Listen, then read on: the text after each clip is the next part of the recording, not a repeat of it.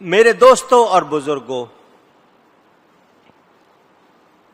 جنت میں صرف وہی جائیں گے جو مومن اور متقی ہوں گے، اور ان سے وعدہ ہو چکا، مانگا ہوا وعدہ، یہ سوال کیا ہوا وعدہ۔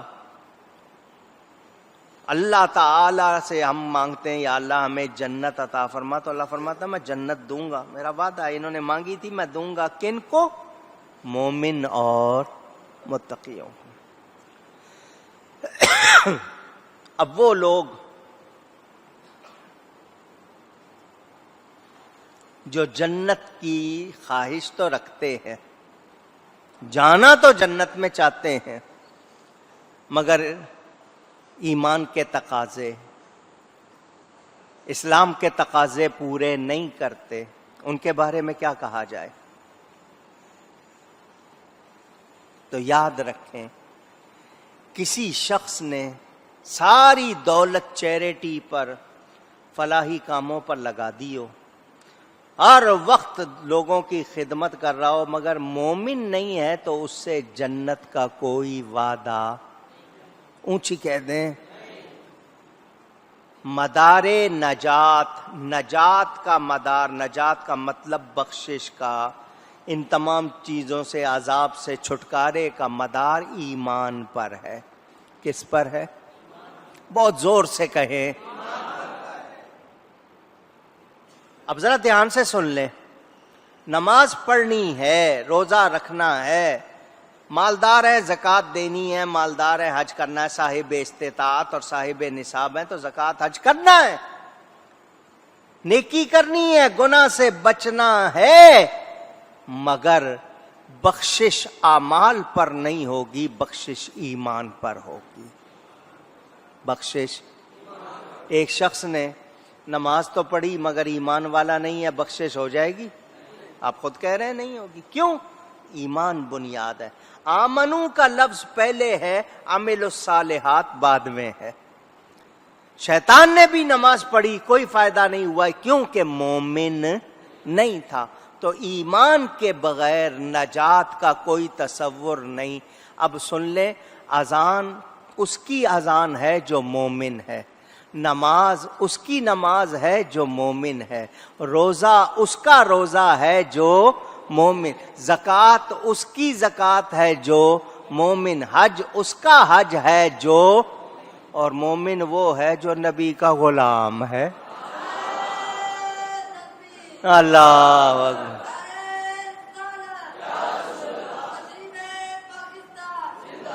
اگر نبی سے رشتہ درست نہیں تو نماز نماز نہیں، اذان اذان نہیں، روزہ روزہ نہیں، زکوٰۃ زکوٰۃ نہیں، حج۔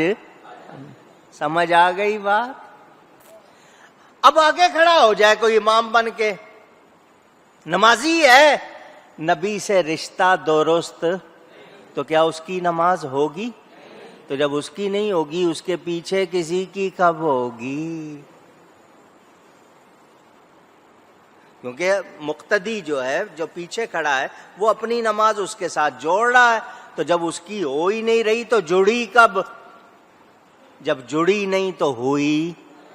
اب سمجھ آئی ہے؟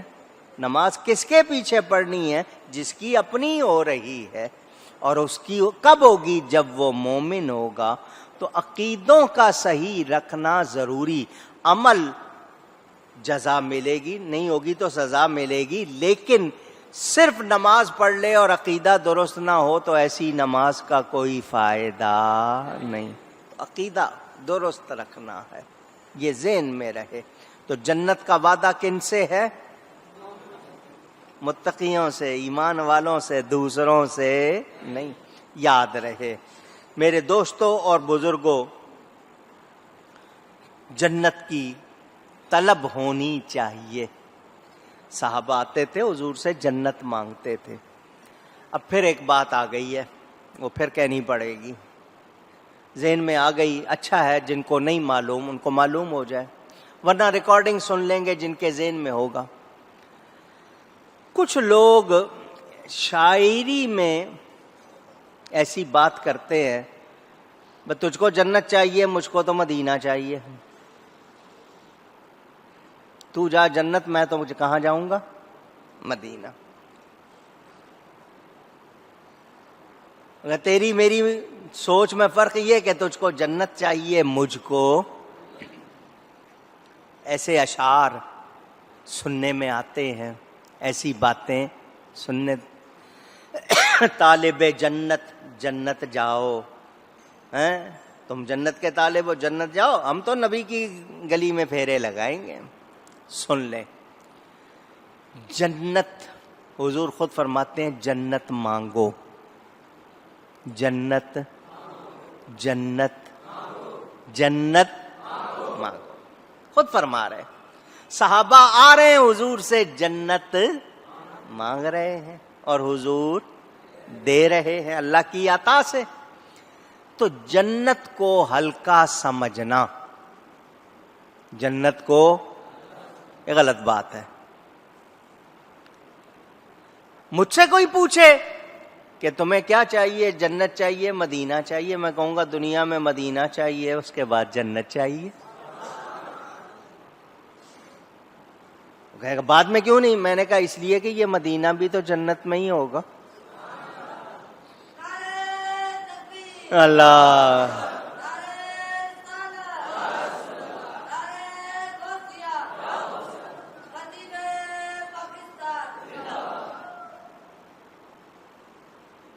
خود حضور نے فرما دیا ما بین بیتی و منبری روضۃ من ریاض الجنہ، میرے گھر اور منبر کے درمیان یہ جو ہے ایسا، یہ جنت کے باغوں میں سے ایک باغ ہے. تو میں یہاں اس لیے آتا ہوں کہ یہ جنت ہے، وہاں اس لیے کہ یہ وہاں ہوگا، اور جنت کے مالک نبی پاک بھی وہاں ہوں گے. تو یہ کہنا کہ نہیں مجھے جنت نہیں چاہیے، یہ بات درست نہیں، یہ ہلکا کرنا ہے، اور ایسا کہنا درست نہیں. ہاں تم دنیا میں کہو کہ جناب فلانا علاقہ بڑا خوبصورت، یہ جی کشمیر ہے، جنت نظیر ہے، جنت جیسی وادی ہے، تو تم وہاں جاؤ میں مدینہ جاؤں گا. اس کا جواب یہ ہے کیونکہ دنیا میں اگر جنت ہے تو وہ میرے نبی کا روضہ ہے، وہ ان کی مسجد ہے، انہوں نے خود فرما دیا. تو یاد رہے ہم نے جنت کا استخفاف، یہ استخفاف عربی کا لفظ ہے، الف سین تے خے فے الف فے، ہلکا کرنا، تو یہ ہرگز مسلمان کا کام نہیں. وہ میں نے ایک بڑا اچھا شعر پہلے بھی آپ کو سنایا تھا، پھر سن لیں. مدینہ جس نے دیکھا ہے، مل کے کہنا میرے ساتھ کہہ لیں، مدینہ جس نے دیکھا ہے وہ جب جائے گا جنت میں. مدینہ جس نے دیکھا ہے وہ جب جائے گا جنت میں، کہے گا یہ جگہ دیکھی ہوئی معلوم ہوتی ہے. کہے گا یہ جگہ دیکھی ہوئی معلوم ہوتی ہے، کیونکہ اس کو وہاں مدینہ نظر آئے گا. تو آج اگر کوئی یہ کہے کہ نہیں جی مجھے جنت نہیں چاہیے مدینہ چاہیے، تو دنیا میں کہہ لے، لیکن یہ کہے کہ جنت نہیں چاہیے، یہ بات درست. صحابہ خدا کے مانگ رہے ہیں. حضور صلی اللہ علیہ وسلم خود فرماتے ہیں یوں کہا کرو، یا اللہ انی اسأل الجنہ واعوذ بہ من النار، اے اللہ میں تجھ سے جنت کا سوال کرتا ہوں اور تجھ سے تیری پناہ چاہتا ہوں دوزخ سے، میں دوزخ میں جانا نہیں. خود تعلیم فرمایا. تو جنت مانگا کرو، خاتمہ بالخیر مانگا کرو، ایمان کی سلامتی مانگا کرو. تو ہمیں یہ یاد رکھنا ہے میرے دوستوں اور بزرگوں، ہم لوگوں نے اتنا ذہن میں رکھ لینا ہے کہ نجات ہوگی تو ایمان پر ہوگی، اور اس کے لیے مجھے اور آپ کو محنت کرنی. میرے دوستوں اور بزرگوں، فرائض واجبات جو چیزیں لازمی ہیں ان کو پورا کریں، جو بری چیزیں غلط چیزیں ان سے بچیں. بھول چوک ہو جاتی ہے، جان بوجھ کر غلطی سے بچیں. بھول چوک ہو جائے توبہ کریں، انسان ہیں گناہ ہو جاتے ہیں، یہ نہیں دعویٰ کر سکتے کہ نہیں ہوں گے، ہو جاتے ہیں. انسان ہے، کہیں کھانے پینے میں ہو گیا، کچھ بولنے میں ہو گیا، سوچنے میں ہو گیا، اٹھنے بیٹھنے میں کہاں کہاں غلطی ہوتی ہے اندازہ نہیں۔ میں اور آپ کیا چیز ہیں؟ بڑے بڑے لوگ ڈرتے ہیں، جو گناہ نہیں کرتے وہ ڈرتے ہیں، تو ہم تو گناہ گار ہیں، ہمیں تو زیادہ ڈرنا چاہیے۔ تو یاد رہے ہر وقت اللہ سے یہی کہنا ہے، یا اللہ ہمیں معاف کر دے، ہمیں تجھے معاف کرنا پسند ہے، معاف کر دے۔ چوتھا کلمہ تحمید ہے نا، لا الہ الا اللہ وحدہ لا شریک لہ لہ الملک ولہ الحمد یحیی ویمیت وہو حی لا یموت ابدا ابدا ذو الجلال والاکرام بیدہ الخیر وہو علی کل شیء قدیر۔ اس کو کم الفاظ میں بھی پڑھتے ہیں، لا الہ الا اللہ وحدہ لا شریک لہ لہ الملک ولہ الحمد وہو علی کل شیء قدیر، اتنا بھی پڑھتے ہیں۔ جو دن میں 100 بار پڑھ لے، کتنی بار؟ 10 غلاموں کے آزاد کرنے کا ثواب ملتا ہے۔ کتنا؟ 100 نیکی لکھی جاتی ہے نامہ اعمال میں، 100 گناہ معاف ہو جاتے ہیں، اور وہ صبح پڑھ لے تو شام تک شیطان سے محفوظ رہتا ہے۔ وظائف ہے نا، میں نے صرف ایک جھلک دکھائی آپ کو۔ جو زیادہ پڑھے گا زیادہ ثواب، لیکن جو بتانی ہے بات وہ یہ کہ ایمان والا وظیفے پڑھ رہا ہے، فائدہ ہو رہا ہے۔ ایمان نہیں ہے اور وظیفے پہ وظیفہ پڑھے جاؤ، کوئی فائدہ ہوگا؟ لا الہ الا اللہ محمد الرسول اللہ پڑھ رہا ہے، اندر معاملہ درست نہیں ہے، دل کی حالت درست نہیں کر رہا، دل میں نبی کے بارے میں، دوسروں کے بارے میں، اللہ کے پیاروں کے بارے میں خیالات، عقیدے درست نہیں ہیں، بولو فائدہ ہو رہا ہے؟ اونچی، یہ صرف میں نے جھلک دکھانی تھی۔ بظاہر ماتھے پہ بڑا نشان بنا ہوا، بڑا نشان کیا کہوں، شامی کباب بنا ہوا ہے، اتنے سجدے کرتا ہے رگڑ رگڑ کے، لیکن نبی کی محبت نہیں، نبی کی تعظیم نہیں، بولو نماز کا کوئی فائدہ؟ تو یہ ذہن میں رکھنا میرے دوستوں اور بزرگوں، ہم سب کو یاد رکھنا چاہیے کہ ہم ایمان والے ہوں گے تو کامیاب ہوں گے، ورنہ ہماری کامیابی کا کوئی تصور نہیں۔ وظائف، آج میں کسی کو کہوں نا رات کو یہ تسبیح پڑھنی پڑے گا، پوچھوں گا نماز، نہیں جی سستی ہو جاتی ہے۔ ہمارا حال یہ، ہم نے فرائض واجبات سے سستی کر لی۔ صبح میچ لگنا ہو اٹھ جائیں گے، کوئی خاص کام ہو اٹھ جائیں گے، نماز کے لیے نہیں اٹھتے۔ ویسے کہیں جانا ہو ضروری، وزیر سے ملنا ہو، فوراً اٹینشن، تھکے ہوئے ہیں، نہیں نہیں یار پھر پتہ نہیں۔ اللہ کے پاس جانا ہے، تیاری نہیں ہے۔ مسجد میں آتے ہو کس سے ملنے آتے ہو؟ اونچی، کس سے باتیں کرنے آتے ہو؟ اللہ۔ سستی، وزیر کے پاس جانا ہوگا بن ٹھن کے جاؤ گے، مسجد میں آ جاؤ گے ایویں ہی اٹھ کے آ جاؤ گے، حالانکہ جو جتنی تیاری کرے اتنا اس کو ثواب زیادہ ملتا ہے، ایک ایک قدم پر نیکی ملتی ہے، گناہ معاف ہوتے ہیں، دلچسپی نہیں ہے۔ مسلمانوں نے مسجدوں کو آباد کرنا چھوڑ دیا، ہم نے سستیاں، اب ہم کہیں کہ نہیں جی محنت کچھ نہیں کرنی ہے، بس جنت مل جائے، تو یاد رکھو اپنے ایمانی حالت کو درست نہیں رکھو گے تو جنت مل سکتی، اونچی گئے نہیں۔ جنت کب ملے گی؟ جب نبی کے سچے غلام ہو جائیں گے اور ان کی کامل پیروی کریں گے۔ حضور صلی اللہ علیہ وسلم مجھے اور آپ کو بتا رہے ہیں، خود کر کے دکھا رہے ہیں، اور ہمارا حال سستی والا، ہمارا حال اونچی گئے، میں سچ کہلوانا چاہ رہا ہوں، ہمارا حال، وہ کہتے ہیں نا تو بستر سے اٹھ کے مسجد تک نہیں آ سکتا تو جنت تک کیسے جائے گا؟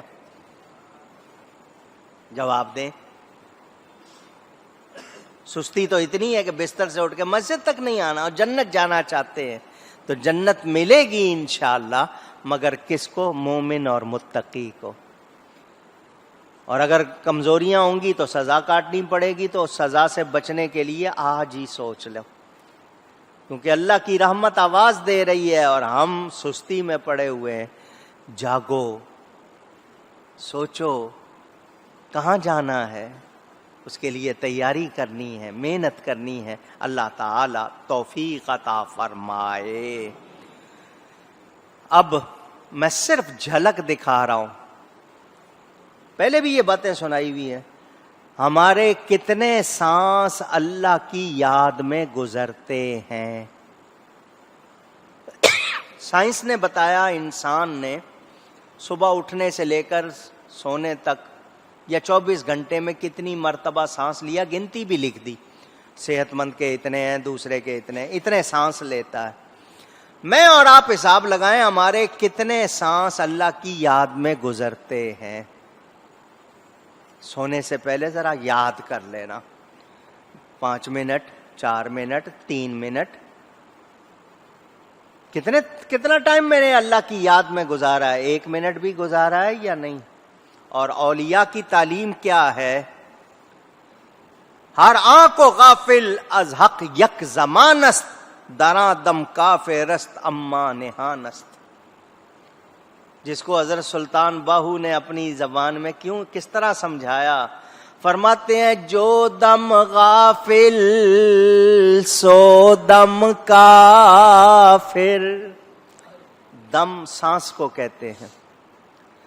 جو دم غافل سو دم کافر،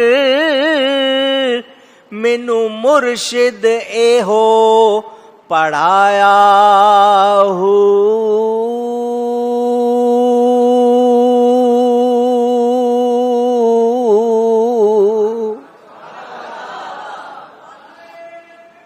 اللہ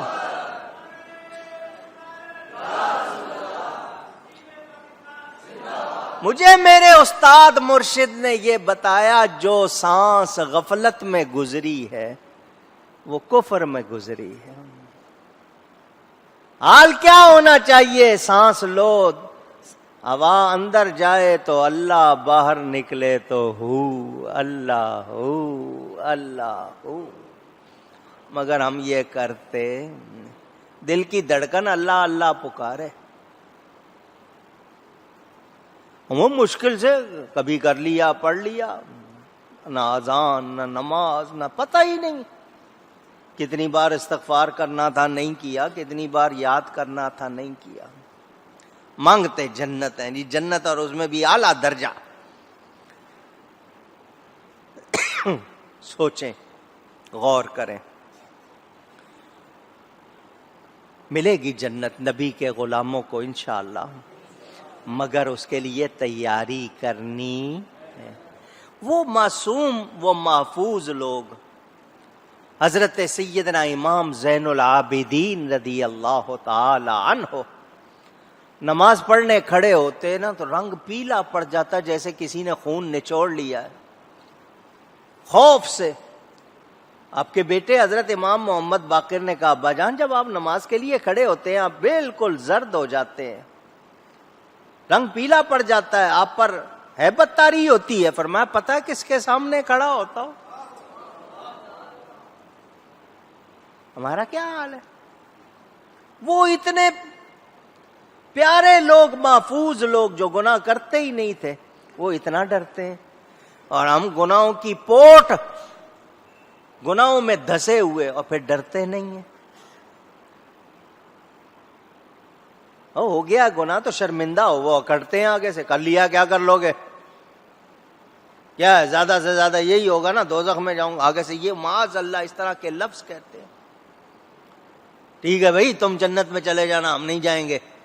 اس طرح کی باتیں کرتے ہیں. اللہ کی پناہ، اللہ معاف فرمائے. مجھے اور آپ کو یاد رہنا چاہیے کہ فرائض واجبات میں کوئی سستی نہیں کرنی، لیکن بنیاد کیا ہے؟ آمنو پہلے ہے، عمل الصالحات، نیک عمل بعد میں، ایمان پہلے. ایمان نہیں ہوگا تو پھر کوئی بھی عمل عبادت کا درجہ نہیں پائے. اگلی آیت پڑھتا ہوں انشاءاللہ، اس کی تفسیر بعد میں. وَيَوْمَ يَحْشُرُهُمْ وَمَا يَعْبُدُونَ مِن دُونِ اللَّهِ فَيَقُولُ أَأَنْتُمْ أَضْلَلْتُمْ عِبَادِي هَؤُلَاءِ أَمْ هُمْ ضَلُّوا السَّبِيلَ۔ اور جس دن اکٹھا کرے گا انہیں اور جن کو اللہ کے سوا پوچھتے ہیں، پھر ان معبودوں سے فرمائے گا کیا تم نے گمراہ کر دیے میرے بندے، یا یہ خود ہی راہ بھولے ہوئے ہیں؟